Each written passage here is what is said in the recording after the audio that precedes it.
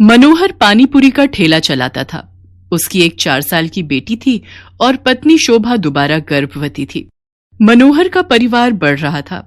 इसी चिंता में वो ज्यादा मेहनत करता था। सुबह जल्दी उठकर पानीपुरी बनाने की सारी तैयारी करके मनोहर जल्दी ही काम पर निकल जाता था और शाम तक ठेले पर पानीपुरी बेचता था। मनोहर की पानीपुरी लोगों को बहुत पसंद थी, इसलिए ग्राहक भी आ ही जाते थे। मनोहर, पानीपुरी खिला भाई। आटे की या सूजी की भैया जी? दोनों तरह की खिला दे। है भाई, तेरी पानीपुरी खाने में इतनी स्वादिष्ट होती है कि मजा आ जाता है भाई। हाँ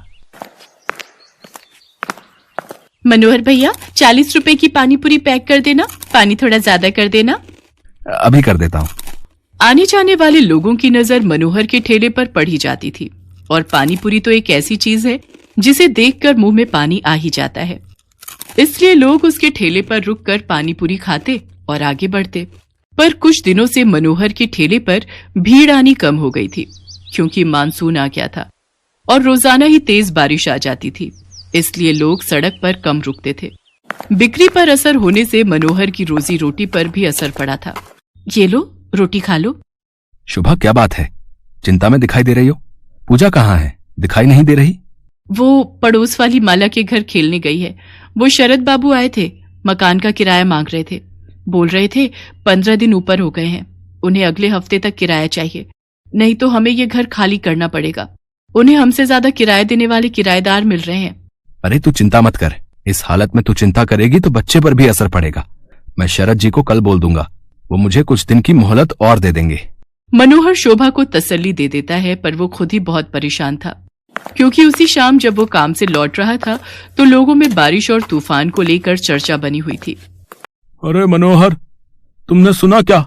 मौसम विभाग का कहना है कि अगले 4 दिनों तक भीषण तूफान और बारिश के संकेत हैं भैया।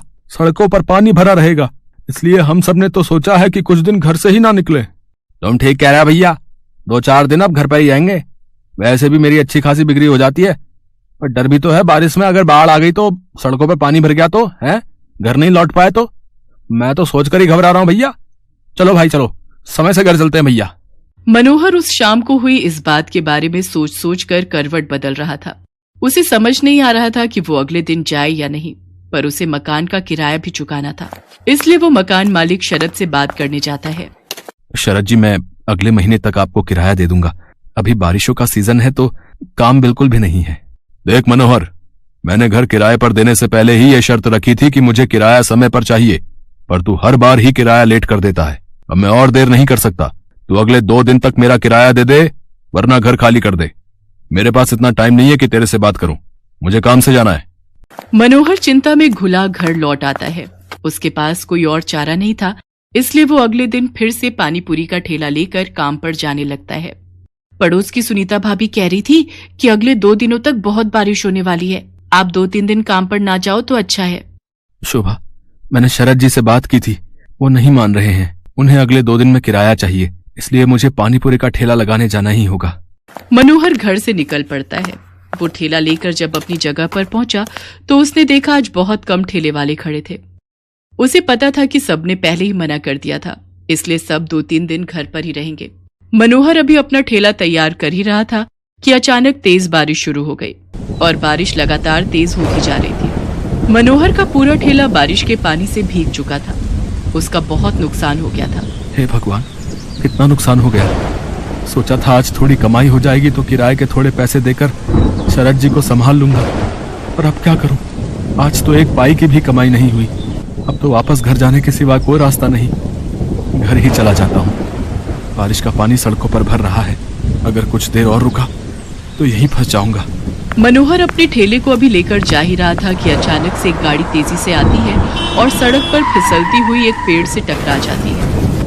अचानक हुए ऐसे हादसे से मनोहर दंग रह जाता है। वो देखता है कि गाड़ी एक महिला चला रही थी और बराबर में उसके एक छोटी बच्ची बैठी हुई थी। महिला की ज्यादा चोट आई थी और वो बेहोश हो गई थी। बच्ची को खरोंचे आई थी और वो दर्द से रो रही थी।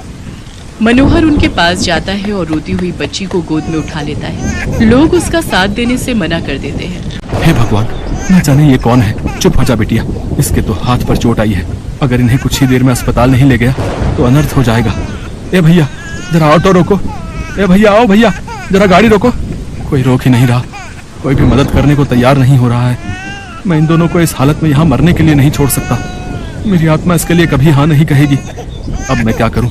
अब तो एक ही रास्ता बचा है। मनोहर को कुछ समझ नहीं आ रहा था। उस महिला की हालत गंभीर होती जा रही थी, उसके खून बह रहा था। मनोहर जल्दी से अपने ठेले का सामान उतारता है और बड़ी मुश्किल से उस औरत को अपने ठेले पर लिटाता है और बच्ची को भी साथ में ठेले पर बिठाकर बारिश में भीगता हुआ बड़ी मुश्किल से एक अस्पताल में पहुंचता है।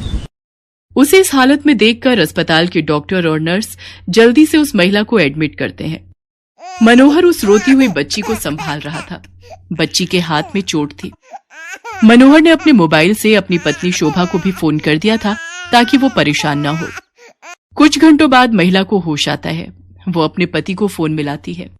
कुछ देर बाद उसका पति हॉस्पिटल पहुंचता है और अपनी पत्नी और बच्चे की हालत देखकर घबरा जाता है। डॉक्टर, सुषमा कैसी है? ये सब क्या हो गया? सुषमा, मुझे तो लगा था तुम अपनी मम्मी के घर पहुंच चुकी होगी। रोहित, मैं घर से निकली थी तो बारिश नहीं थी। मैंने सोचा आराम से पहुंच जाऊंगी, पर अचानक पता नहीं क्या हुआ, मैं गाड़ी संभाल नहीं पाई। कीचड़ में वो फिसलती चली गई और उसके बाद तो मुझे होश ही नहीं था। रोहित, ये भैया बहुत अच्छे हैं। आज इन्होंने ही मेरी और स्वाति की जान बचाई है। आपकी वाइफ ठीक कह रही हैं। आज की दुनिया में ऐसी मदद कोई नहीं करता। हमने अपनी आंखों से देखा था। ये भैया बारिश में अपने ठेले पर आपकी पत्नी और बच्ची को हॉस्पिटल लेकर आए थे। मैं आपका एहसान किस तरह से चुकाऊंगा? आपने जो मेरे लिए किया है, उस एहसान के बदले में आपके लिए कुछ भी कर सकूं तो मेरे लिए बहुत बड़ी बात होगी। बाबूजी, ये तो मेरा धर्म है। अगर मुसीबत में पड़े लोगों की जिसने सहायता नहीं की तो वो इंसान ही क्या।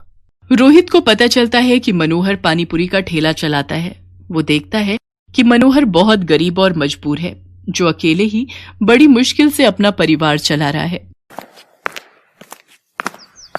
मनोहर भैया, अब आपको चिंता करने की कोई जरूरत नहीं है।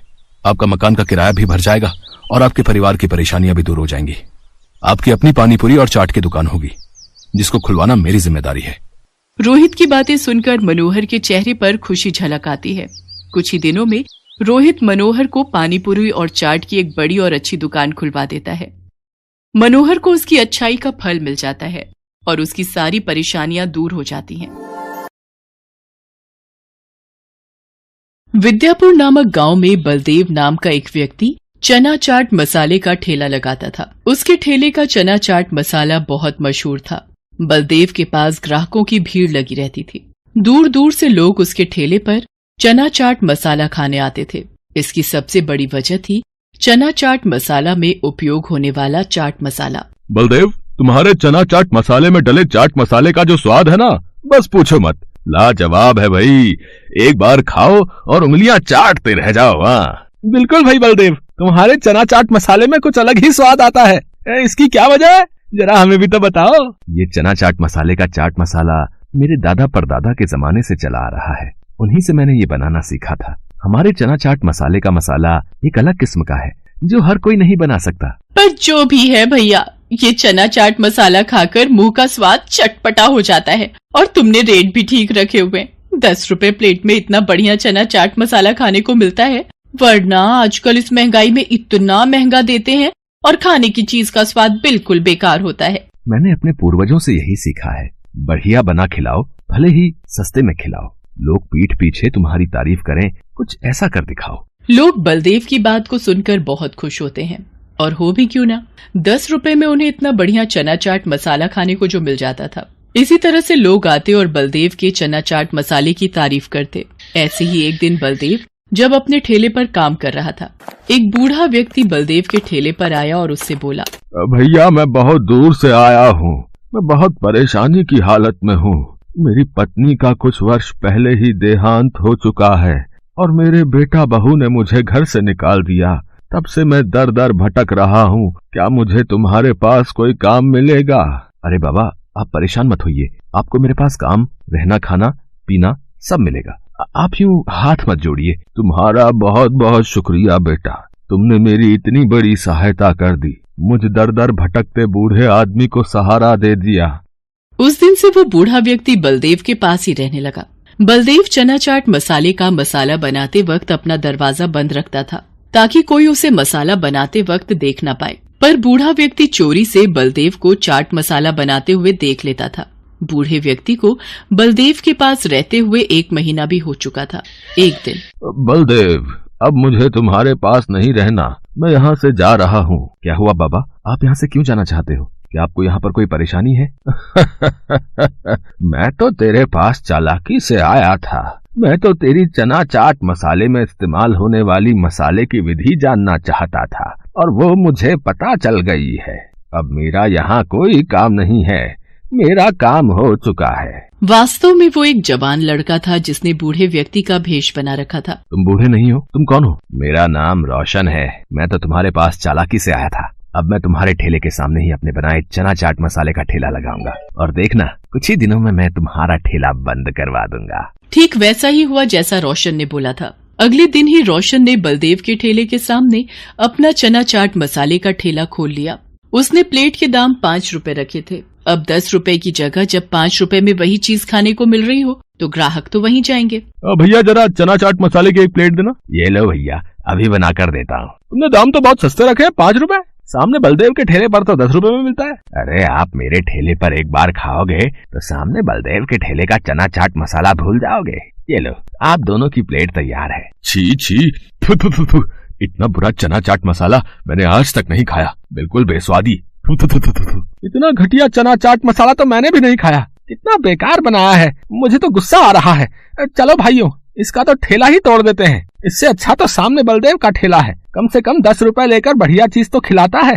हाँ, इसका ठेला ही तोड़ दो। हाँ, तुम सोच रहे होगे ना रोशन, आखिर तुम्हारे चना चाट मसाले में वैसा स्वाद क्यों नहीं आया जैसा मेरे चना चाट मसाले में आता है? वो इसलिए क्योंकि मैंने तुम्हें एक दिन चोरी से मुझे चना चाट मसाला बनाते हुए देख लिया था। मैं उसी दिन समझ गया था कि तुम किसी फिराक से आए हो, इसलिए मैंने गलत सामग्री डालकर तुम्हें असली विधि दिखाने का नाटक किया। ये चना चाट मसाला सामग्री की विधि मेरे पूर्वजों की धरोहर है। इतनी आसानी से ये किसी बेईमान के हाथ नहीं लगेगी। इससे पहले कि ये गांव वाले गुस्से में पीट कर तुम जैसे बेईमान आदमी का बुरा हाल कर दें, तुम यहाँ से चले जाओ। रोशन की सच्चाई जानकर गांव वाले गुस्से में आ चुके थे। रोशन को पता था कि अगर वो 2 पल भी वहाँ रुका तो उसकी खैर नहीं।